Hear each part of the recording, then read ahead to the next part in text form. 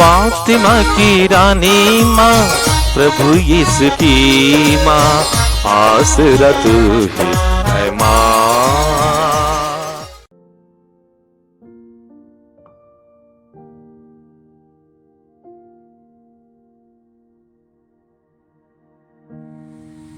पहला पाठ उत्पत्ति ग्रंथ अध्याय 3 पद संख्याएं 1 से 8 तक। ईश्वर ने जिन जंगली जीव जंतुओं को बनाया था उनमें से सांप सबसे धूर्त था। उसने स्त्री से कहा, क्या ईश्वर ने सचमुच तुमको मना किया कि वाटिका के किसी वृक्ष का फल मत खाना?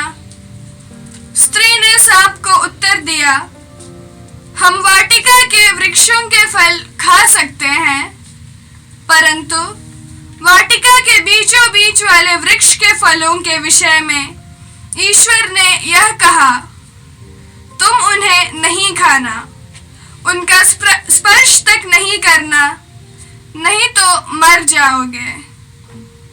सांप ने स्त्री से कहा, नहीं, तुम नहीं मरोगे। ईश्वर जानता है कि यदि तुम उस वृक्ष का फल खाओगे तो तुम्हारी आंखें खुल जाएंगी, तुम्हें भले बुरे का ज्ञान हो जाएगा और इस प्रकार तुम ईश्वर के सदृश बन जाओगे। अब स्त्री को लगा कि उस वृक्ष का फल स्वादिष्ट है, वह दिखने में सुंदर है और जब उसके द्वारा ज्ञान प्राप्त होता है तो वह कितना लुभावना है। इसलिए उसने फल तोड़कर खाया। उसने पास खड़े हुए अपने पति को भी उसमें से दिया और उसने भी खा लिया।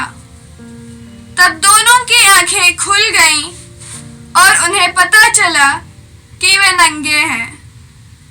इसलिए उन्होंने अंजीर के पत्ते जोड़ जोड़कर अपने लिए लंगोट बना लिए। जब दिन की हवा चलने लगी तो पुरुष और उसकी पत्नी को वाटिका में टहलते हुए प्रभु ईश्वर की आवाज सुनाई पड़ी और वे वाटिका के वृक्षों में प्रभु ईश्वर से छिप गए। यह प्रभु की वाणी है। ईश्वर को धन्यवाद। भजन अनुवाक्य। धन्य है वह जिसका अपराध क्षमा हुआ है। धन्य है वह जिसका अपराध क्षमा हुआ है। धन्य है वह जिसका अपराध क्षमा हुआ है, जिसका पाप मिट गया है। धन्य है वह जिसे ईश्वर दोषी नहीं मानता और जिसका मन निष्कपट है। अनुवाक्य। धन्य है वह जिसका अपराध क्षमा हुआ है। धन्य है वह जिसका अपराध क्षमा हुआ है। मैंने अपना अपराध स्वीकार किया, मैंने अपना दोष नहीं छिपाया। मैंने कहा, मैं प्रभु के सामने अपना अपराध स्वीकार करूंगा। तब तूने मेरा दोष मिटा दिया, तूने मेरा पाप क्षमा किया। अनुवाक्य। धन्य है वह जिसका अपराध क्षमा हुआ है। धन्य है वह जिसका अपराध क्षमा हुआ है। इसलिए संकट के समय हर एक भक्त तेरी दुहाई दे। बाढ़ कितनी ऊंची क्यों ना उठ जाए, किंतु जलधारा उसे नहीं छू पाएगी। अनुवाक्य। धन्य है वह जिसका अपराध क्षमा हुआ है। धन्य है वह जिसका अपराध क्षमा हुआ है। हे प्रभु, तू मेरा आश्रय है, तू मुझे संकट से बचाता और मुझे मुक्ति के गीत गाने देता है। अनुवाक्य। धन्य है वह जिसका अपराध क्षमा हुआ है। धन्य है वह जिसका अपराध क्षमा हुआ है। जय घोष। अल्लेलुया। हे प्रभु, हमारा हृदय खोल दे जिससे हम तेरे पुत्र की शिक्षा ग्रहण कर सकें। अल्लेलुया। प्रभु आप लोगों के साथ हो और आपकी आत्मा के साथ। संत मार्कुस के अनुसार पवित्र सुसमाचार। हे प्रभु तेरी महिमा हो। अध्याय 7 पद संख्याएं 31 से 37 तक। यीशु तीरुस प्रांत से चले गए।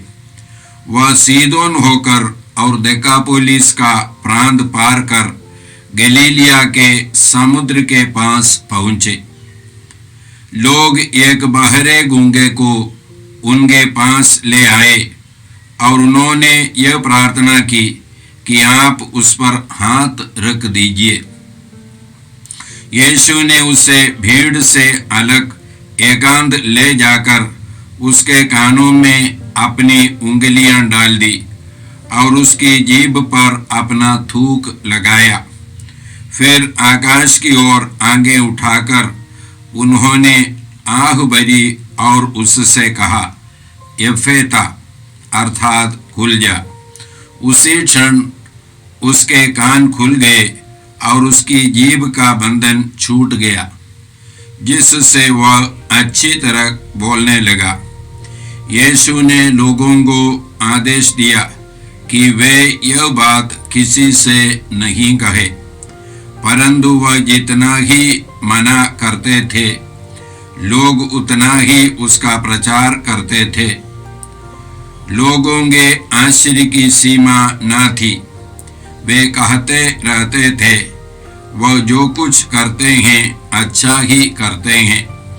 वह बहरों को कान और गूंगों को वाणी देते हैं।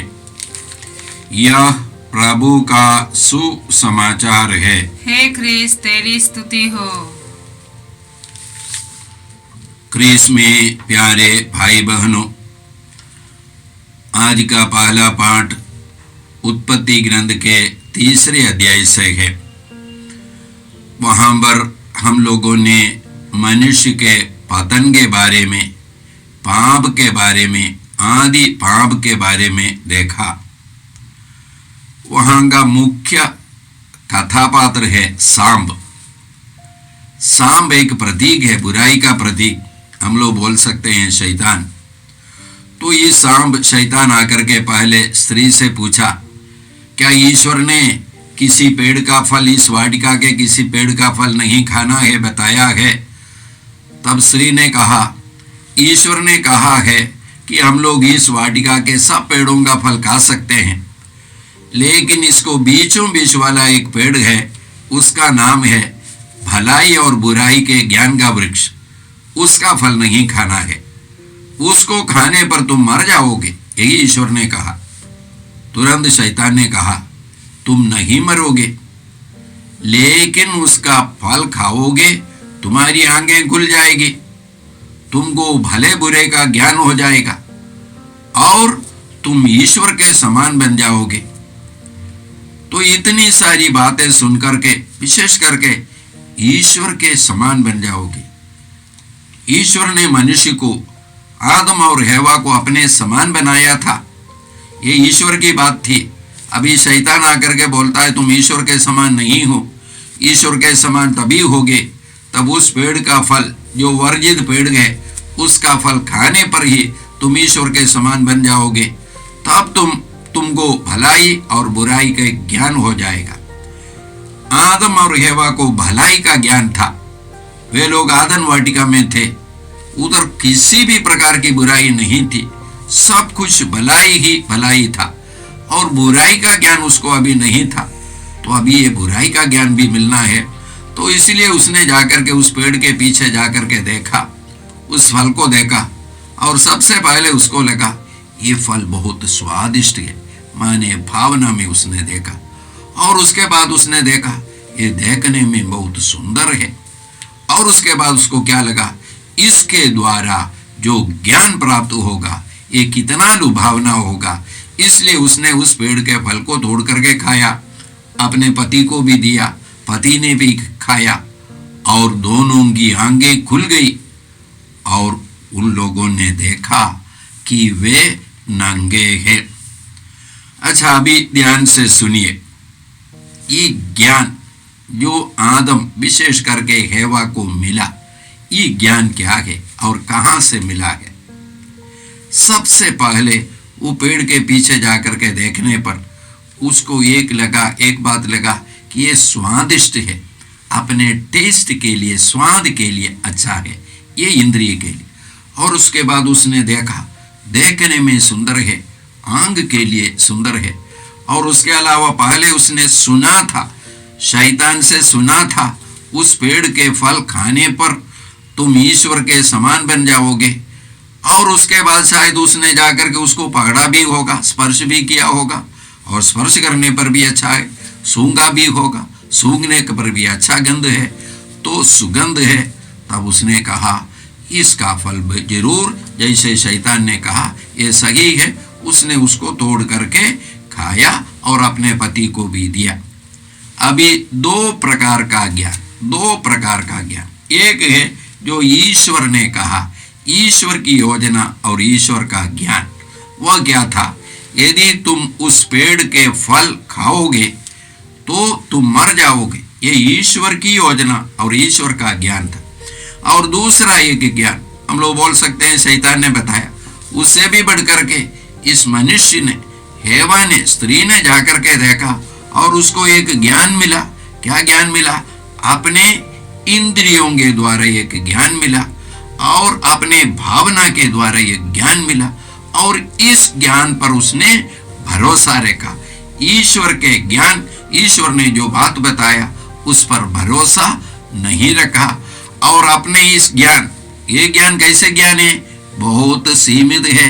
मेरे इंद्रियों का ज्ञान या मेरे बुद्धि का ज्ञान भी बहुत सीमित है। ईश्वर का ज्ञान अनंत है। इस ज्ञान को छोड़ करके अपने ये सीमित ज्ञान पर विश्वास करके उसने जाकर के उस पेड़ के फल को खाया और ईश्वर के बात को तोड़ा और अपने पति को भी दिया। दोनों ने खाया। माने अपनी इच्छा पर, अपने समझ के अनुसार उसने निर्णय लिया। ये पाप माने क्या है? ये पाप माने अपनी इच्छा पर चलना। हम लोगों ने यीशु की प्रार्थना को सुना है।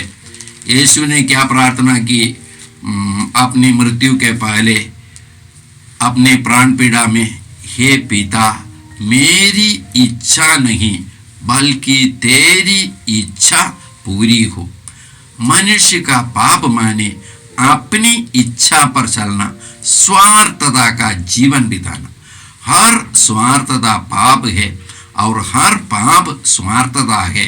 अपनी इच्छा पर चलना है और ईश्वर की जो इच्छा है उसको छोड़ देना है, उस पर नहीं चलना है। और आगे हम लोगों ने पढ़ा, आगे हम लोगों ने देखा कि जब मनुष्य ने, आदम ने वो फल खाया, तब दोनों की आंखें खुल गई और उनको लगा कि वे लोग नंगे हैं, माने उनको कपड़ा नहीं है। ये नंगेपन, बाइबल में नंगेपन का मतलब क्या है? पवित्रता से वंचित, पवित्रता नहीं है। यहाँ पर प्रकाशना ग्रंथ में हम लोग इसी प्रकार पढ़ते हैं, अध्याय 19 पद संख्या 7 और 8, हम उल्लसित होकर आनंद बनाए और ईश्वर की महिमा गाए, क्योंकि मेमने के विवाहोत्सव का समय आ गया है। उसकी दुल्हन अपना श्रृंगार कर चुकी है और स्वच्छ उज्ज्वल मलमल के वस्त्र से सुसज्जित है। ये मलमल संतों के धर्माचरण का प्रतीक है।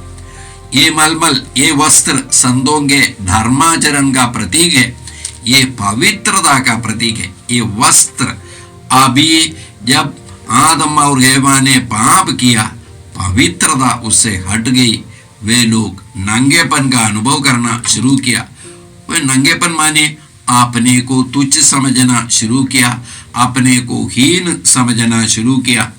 हम लोग संत मत्ती के सुसमाचार के 22वें अध्याय में इसी प्रकार पढ़ते हैं। तो ईश्वर के राज्य की तुलना यीशु एक दृष्टांत के द्वारा कहते हैं। तुलना एक राजा के समान है जिसने अपने पुत्र के विवाहोत्सव के लिए लोगों को बुलाया। पहले कई लोगों को बुलाया वे लोग सब नहीं आए। उन लोगों ने कहा मैंने एक खेत खरीदा है, मैंने एक जोड़ा बैल खरीदा है और मैंने शादी किया है, मैंने इस दुनियादारी में वे लोग चले गए। तब राजा ने कहा जाकर के गलियों में, गांवों में, सड़कों में जाकर के सब लोगों को बुला करके लाओ, लूले लंगड़े अंधे सब लोगों को। तो इसी प्रकार सब लोगों को बुला करके लाए और जब विवाह मंडप भर गया तब राजा उसको देखने के लिए गया। तब वहां पर राजा ने एक ऐसे मनुष्य को देखा जिसको विवाहोत्सव का वस्त्र नहीं था। देखिए क्या बोलते हैं, राजा अतिथियों को देखने आया तो वहां उसकी दृष्टि एक ऐसे मनुष्य पर पड़ी जो विवाहोत्सव के वस्त्र नहीं पहने था। उसने उससे कहा, भाई विवाहोत्सव का वस्त्र पहने बिना तुम यहाँ कैसे आए? वह मनुष्य चुप रहे। ये विवाहोत्सव का वस्त्र क्या है? ये ईश्वर के राज्य के बारे में है। ईश्वर के राज्य में कौन सा वस्त्र है? पवित्रता का वस्त्र। तो ये पवित्रता हट गई जब आदम और हेवा ने पाप किया। आज के सुसमाचार में हम लोगों ने एक गूंगे बहरे की चंगाई के बारे में सुना। यीशु ने उस गूंगे बहरे को भीड़ से एकांत में ले गया और उसके कान छू करके कहा, एफेता, खुल जा, और उसका कान खुल गया, वह चंगा हो गया। यह बहुत बड़ी शारीरिक चंगाई है। आध्यात्मिक रीति से देखने पर हम लोगों को भी ये चंगाई चाहिए ताकि हम लोग ईश्वर की वाणी सुन सके। हम लोग ईश्वर की वाणी सुनने के लिए बहरे हो सकते हैं, बोलने के लिए गूंगे हो सकते हैं। प्रकाशना ग्रंथ के 3 अध्याय के 20वां वाक्य में हम लोग इसी प्रकार पढ़ते हैं। यीशु बोलते हैं, मैं द्वार के सामने खड़ा होकर खटखटाता हूँ। यदि कोई मेरी वाणी सुनकर द्वार खोलेगा तो मैं उसके यहाँ आकर उसके साथ भोजन करूँगा और वह मेरे साथ। हमारे जीवन के हर घटना के द्वारा ईश्वर हमसे बोलते हैं, ईश्वर हमसे कुछ बोलना चाहते हैं, लेकिन ईश्वर की वाणी, ईश्वर का ये संदेश सुनने के लिए हमको ईश्वर की कृपा की जरूरत है। हमको भी ईश्वर यीशु को हमारे कान भी छू करके बोलना है, एफेता, खुल जा। यशायाह नबी के ग्रंथ के अध्याय 50 पद संख्या 4 में हम लोग इसी प्रकार पढ़ते हैं, प्रभु ने मुझे शिष्य बनाकर वाणी दी है जिससे मैं थके मांदे लोगों को संभाल सकूं। वह प्रतिदिन प्रातः मेरा कान खोल देता है जिससे मैं शिष्य की तरह सुन सकूं। वह प्रतिदिन प्रातः मेरा कान खोल देता है। ईश्वर खोलते हैं। कब खोलते हैं? प्रातः खोलते हैं। क्यों? ये प्रातः बैठ करके, ये प्रातः की एकांतता में बैठ करके हमको प्रार्थना करना है, हमको वचन पढ़ना है, तब ईश्वर हमको वाणी देंगे। जब वह वाणी हम लोग हमारे भाई बहनों को सुनाएंगे, थके मांदे लोगों में जीवन आ जाएगा। तो भाई और बहनों, आज हम लोग प्रभु से कृपा मांगते हैं, हमारा कान भी, यीशु हमारे आध्यात्मिक कान भी प्रभु खोल दे, हमारे कंठ भी प्रभु खोल दे, ताकि उनकी वाणी सुन करके, उनकी वाणी थके मांदे लोगों को हम लोग सुना सके। आइए हम लोग प्रार्थना करते हैं। हे परम पिता ईश्वर, तेरी वाणी के लिए हम तुझे धन्यवाद देते हैं। हे पिता ईश्वर, हमारे जीवन के हर घटना के द्वारा तू हमसे कुछ बोलना चाहते हैं। तेरे वाणी को, तेरे संदेश को जीवन के हर घटना में सुनने के लिए, समझने के लिए हम हर एक व्यक्ति को कृपा दीजिए। ये प्रार्थना हम करते हैं प्रभु क्रिस्त के द्वारा, आमीन। जय यीशु क्रिस्त में प्रिय भाई और बहनों, प्रभु यीशु ने हमें आदेश दिया है संसार के कोने कोने में जाकर सारी सृष्टि को सुसमाचार सुनाओ। सुसमाचार सुनने के लिए और सुनाने के लिए एक अच्छा मौका है। आप कृपया इस चैनल का सब्सक्राइब करें, लाइक करें, शेयर करें, बेल आइकन दबाएं, ताकि यहाँ की नई वीडियोस की सूचना आपको मिलती रहेगी। साथ साथ आप दूसरों को भी प्रेरणा दें इसका सब्सक्राइब करने के लिए। याद रखें, कल के मिसा के दैनिक पाठ और उस पर टिप्पणियाँ आज ही दोपहर के बाद हम लोग अपलोड करते हैं। कृपया आज ही उसको सुनकर कल की तैयारी करें। प्रभु यीशु आपको और आपके परिवार को 100 गुनी आशीष देंगे। जय यीशु।